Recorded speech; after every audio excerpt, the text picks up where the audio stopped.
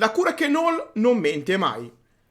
Se ascolti attentamente tra quelle pareti, senti quando qualcosa sta per esplodere.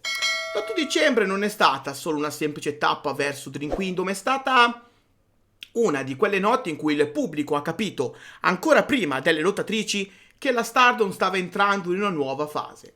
Ritorni pesanti, vittorie simboliche, sfide che cambiano carriere.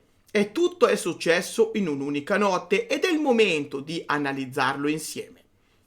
Il primo importante capitolo della serata sono due ritorni attesissimi. Mato Yamabe e Anne Kanaye rimettono finalmente piedi in un ring della Stardom dopo mesi di assenza forzata. Due atlete giovani, promettenti, con carriere che stavano iniziando a prendere ritmo, improvvisamente interrotte da degli infortuni. E vedere entrambe tornare nella stessa serata, una contro l'altra, non è solo una decisione di booking, è una dichiarazione di intenti. Un modo per dire ci siamo ancora. Il match è teso, sentito, quasi simbolico. Alla fine ad avere la meglio è Mato Yamabe, più reattiva, più concreta, più affamata. Ma ciò che resta davvero impresso non è la differenza minima tra le due sul piano atletico, bensì l'energia che sprigionano, la sensazione che il futuro si sia rimesso in moto. Personalmente mi ha fatto molto piacere rivedere entrambi in azione, anche perché nei loro pochi match disputati mi avevano dato buone sensazioni. Spero che il 2026 possa essere un anno un po' più fortunato per loro, in modo da iniziare pian piano a prendere ritmo e ad attirare le attenzioni delle leader delle varie stable, così che riescono a trovare spazio in una unit come fatto precedentemente da ragazze quali Yuri Aime o Akira Kurogane. Il secondo capitolo della Kermesse riguarda una delle campionesse più amate del roster, Mei Seira. È Yuna Mitsumori a presentarsi davanti a lei con una richiesta diretta, una sfida per la Speed Championship. Mei sorride, ma il suo sorriso non è mai banale, è la reazione di una campionessa che vive per testare se stessa, che vuole affrontare chiunque osi bussare alla sua porta. E così, senza esitazioni, accetta. La data è fissata a 24 dicembre. La Stardom sotto l'albero ci regalerà un match pieno di velocità, creatività e caos. Mei nel suo habitat naturale contro una Yuna più determinata che mai. Un regalo natalizio da non sottovalutare.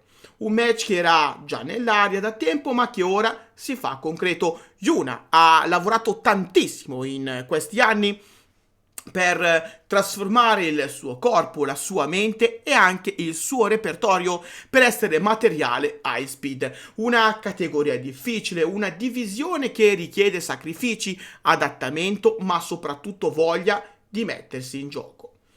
E per gente come Yuna Mitsumori che non nasce direttamente high speed è dura tenere il passo di lottatrici come Azumi, SLK o la stessa Mei Seira. Ma Yunamon ha dimostrato a più riprese di poter tener testa ai mostri sacri di questa categoria. Che sia quindi arrivato finalmente il suo momento? Voi che dite? Credete che Yuna Mitsumori riuscirà per davvero a sconfiggere Mei Seira? Scrivete, come sempre, il vostro pensiero qua sotto nei commenti. E andando avanti, la serata prende una direzione ancora più sorprendente quando sul ring sale Fuwa-chan, la youtuber più imprevedibile del Giappone. Ormai pronta a fare il suo debutto ufficiale in Stardom il 29 dicembre a Dream Kingdom. Un debutto importante, atteso, discusso, ma ciò che lo rende speciale è la sua richiesta. Vuole come avversaria proprio la sua mentore, Hazuki. La reazione di Hazuki è genuina, quasi affettuosa. Non c'è superiorità, non c'è distacco, c'è entusiasmo puro. Hazuki accetta con un sì che esplode nella Curakenol e in un istante quel debutto assume un peso emotivo completamente diverso. Non sarà solo un debutto, sarà una dichiarazione d'amore e guerra allo stesso tempo. Il pubblico lo sente, Azuki lo sente e Fuwa-chan lo sente più di tutti. La youtuber avrà la possibilità di condividere il ring con quella ragazza che l'ha accolta a braccia aperte, che l'ha presa sotto la sua ala, che le ha insegnato tutti i trucchi del mestiere. Sarà un match emozionante per ambo le ragazze e noi vivremo tutte le loro emozioni sulla nostra pelle a Dream Kingdom il 29 dicembre. Arriviamo poi al match che, a sorpresa, incide su una delle rivalità più attese delle ultime settimane. Natsupoi, Yuna Mitsumori e Aya Sakura affrontano Sari, Miku Kanae e Chichi in un match che, agli occhi dei meno esperti, poteva sembrare quasi un'esibizione, ma che invece per Natsupoi era una ragione di vita. Sì, perché per chi segue il mondo del Joshi Puroresu da più tempo sa benissimo quale rapporto si celi tra Natsupoi e Sari. Un rapporto di amicizia, certo, ma anche di rivalità. Le due hanno sempre voluto dimostrare di essere una migliore dell'altra, ma negli ultimi anni questo gap si è fatto più intenso grazie ai successi ottenuti da Sari. Natsupoi però non è certo una che sta a guardare e per provare non solo al mondo intero ma anche a Sari e soprattutto a se stessa di essere allo stesso livello dell'ex atleta WWE, nelle settimane precedenti l'ha sfidata ad un single match. Sari però non è mai stata intenzionata a concedere tale sfida a Natsupoi, semplicemente per il fatto che non la riteneva meritevole di ciò. Finché non succede l'impensabile. Sì, perché nel Six Women Tag Match che abbiamo nominato poc'anzi, Natsupoi schiena Sari. Un upset totale, un risultato che pochi avrebbero anche solo immaginato. Sari, una delle wrestler più forti e rispettate dell'intero panorama, schienata da Natsupoi al centro della Korakuen Hall. E se c'è una cosa che Natsupoi non fa mai è lasciare il colpo a metà. Così, microfono alla mano, lancia una nuova sfida. A quel punto Sari non può far altro che accettare senza esitazioni. 29 dicembre, Dream Kingdom. Quando queste due gladiatrici saliranno sul ring, la Stardom tremerà. E forse, per la prima volta dopo anni, Natsupoi potrebbe trovarsi davvero di fronte alla montagna più alta della sua carriera. Una sfida titanica, quindi, per la leader di Cosmic Angels, una sfida che, se verrà vinta, potrebbe aprire nuovi scenari per una Natsupoi che ha dannatamente bisogno di ritrovare se stessa, dopo un 2025 altalenante. Un 2025 dunque che potrebbe chiudersi con il botto per consegnarle un 2026 da protagonista. E poi arriva uno dei momenti più attesi dello show, l'ingresso di Maika. Accende la Korakuen Hall, ma non è sola, accanto a lei c'è la partner misteriosa che tutti aspettavano da giorni, Xina. Il ritorno di Xina è una delle grandi sorprese dell'inverno e la cosa più bella è che ritorna proprio per affiancare Maika, una connessione che molti avevano sperato di rivedere. Il match è una guerra totale con Maika, Xina, Saori, Anu e Sayaka Kurara che si ritrovano davanti a Sayaka Mitari, Natsuko Tora Ruaka e Azusa Inaba. È il caos più puro, ma è un caos che Maika domina con una sicurezza ritrovata. E la vittoria arriva nel modo più pesante possibile. Maika schiena Sayaka Mitani. Il simbolismo è enorme, il passato che ritorna, i capelli lunghi e neri che richiamano le sue origini, Xina al suo fianco pronta a lottare, è una dichiarazione che rimbomba ovunque. Loro sono tornate per mettere fine al dominio incontrastato di Hate. Se qualcuno pensava che Maika fosse una pedina sacrificata dal 2024 in poi, si sbagliava di grosso.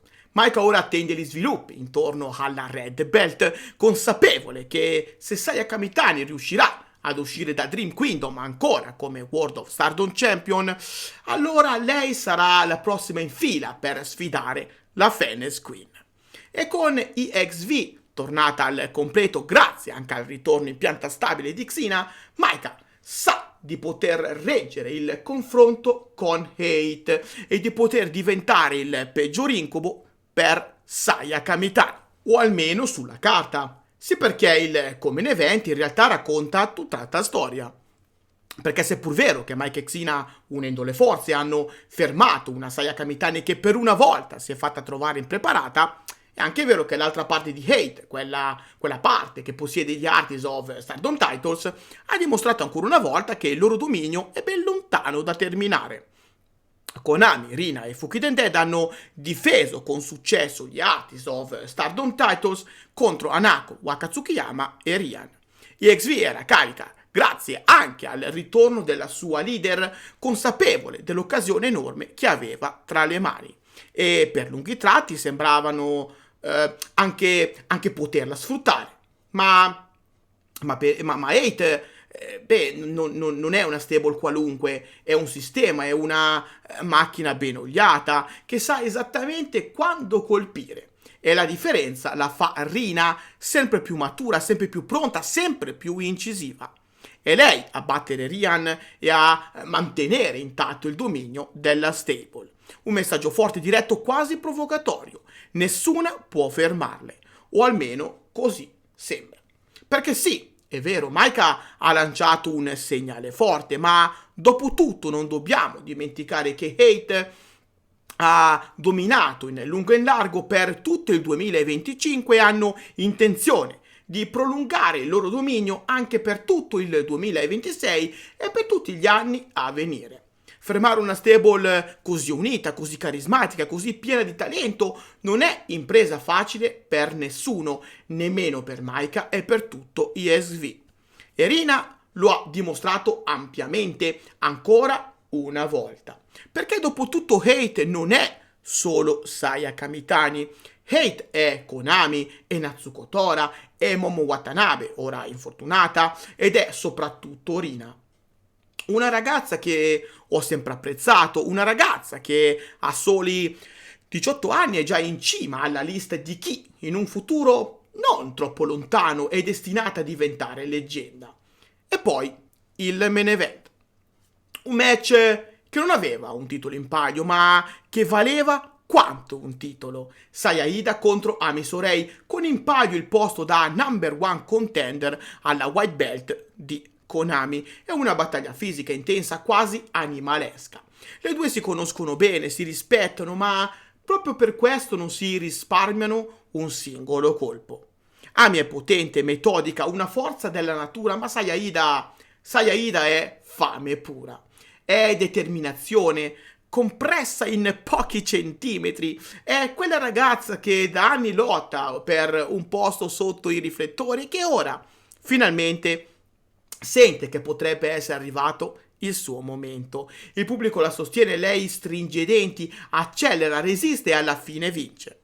Saya Ida è la nuova sfidante alla White Belt e il 29 dicembre a Dream Kingdom avrà l'occasione più grande della sua carriera, affrontare Konami per il Wonder of Stardom Championship. Una storia che profuma di underdog, di sacrificio, di destino che finalmente bussa alla porta. Ma personalmente non mi trovo molto d'accordo con questo risultato, né tantomeno col match che andrà in scena a Dream Kingdom. Certo, come detto, Saya Ida lotta da anni per raggiungere questi livelli, ha sacrificato tutto per questa opportunità, ma io credo che lei tuttavia non sia pronta per questi scenari. Il roster della Stardom è pieno di ragazze che scalpitano per avere una possibilità e francamente penso che molti di loro, a zoom su tutte, siano più meritevoli, ma soprattutto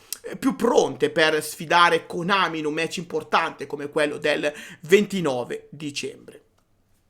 Non fraintendetemi, non dico che il match in sé poi non sarà bello, tutt'altro, stiamo pur sempre parlando della Stardom e a memoria non ricordo di essere mai stato deluso da un loro match titolato o comunque da una loro performance. Però, non so, a ben vedere magari la scelta poteva accadere su qualche ragazza più a suo agio con questa tipologia di match, ma in fondo forse è anche giusto così. Dopotutto non è mai sbagliato dare un'opportunità a gente come Saya Ida, una lottatrice che si è sempre impegnata a fondo sin dal suo debutto avvenuto il 14 gennaio 2019. E così si chiude una notte che, sulla carta, poteva sembrare ordinaria, ma che invece ha lanciato messaggi chiarissimi. Ritorni pesanti, sfide ufficializzate, equilibri che iniziano a incrinarsi e un dicembre che promette fuoco e tempesta. La Stardom vuole chiudere l'anno in bellezza e il vostro amichevole Kirito di quartiere sarà qui, come sempre, per raccontarvi tutto ciò. Ecco perché vi invito a lasciare un like e a iscrivervi al canale attivando anche la campanella per non perdervi i prossimi contenuti. A presto! Bye bye!